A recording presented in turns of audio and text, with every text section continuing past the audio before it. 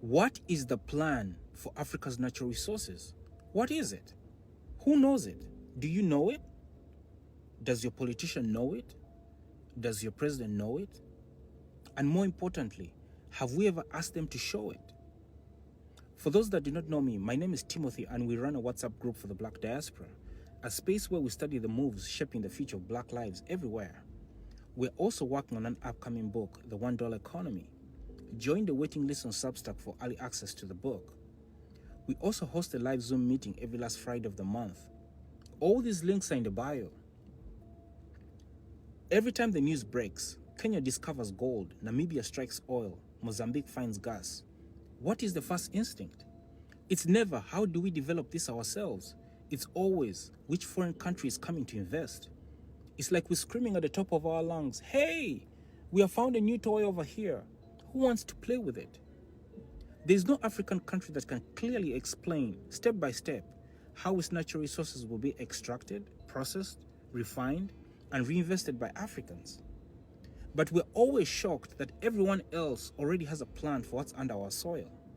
They have maps, they have contracts, they have timelines. You know what we have? We have announcements. Our universities don't even train students to fully extract and process our own resources. We export cocoa and import chocolate. We export crude oil and import fuel. We export raw materials and import finished products at 10 times the price. This is not an accident. This is what happens when a country has resources but no strategy. The only people calling this out, clearly, loudly, and without fear, are Gen Z. They're asking uncomfortable questions. Why are we resource rich but job poor? Why is unemployment above 20%? Why is healthcare broken? Why is education underfunded? Why do foreign companies have better access to our land than our own citizens? Why? These questions terrify people who have learned to live with the answers. My generation learned to manage disappointment. We learned not to rock the boat. We learned that politicians will do what politicians do, and we adjusted our expectations downward. We told ourselves this was maturity. Politicians everywhere act in self-interest. That's not unique to Africa. What is unique to us is how little pressure we apply to them, how rarely we demand plans, how often we confuse respect with silence. Now we are angry that young people are loud. We call them disrespectful, we critique their methods, we tell them to wait their turn. But what do you want them to wait for?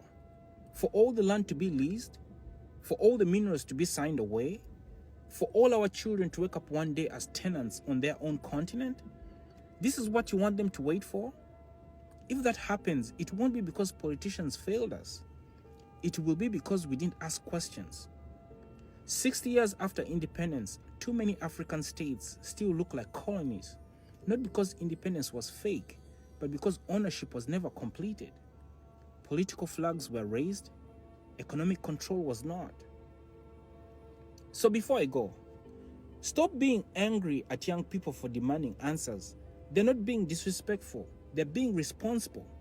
They're doing what you are supposed to have done. They're asking the questions we avoided because asking them would have forced us to confront how much we accepted. Maybe it's time we stop telling Gen Z to be quiet. Maybe we should start asking them what they see. For the first time in a long time, someone is asking our politicians for a plan. Let them ask. Let's move.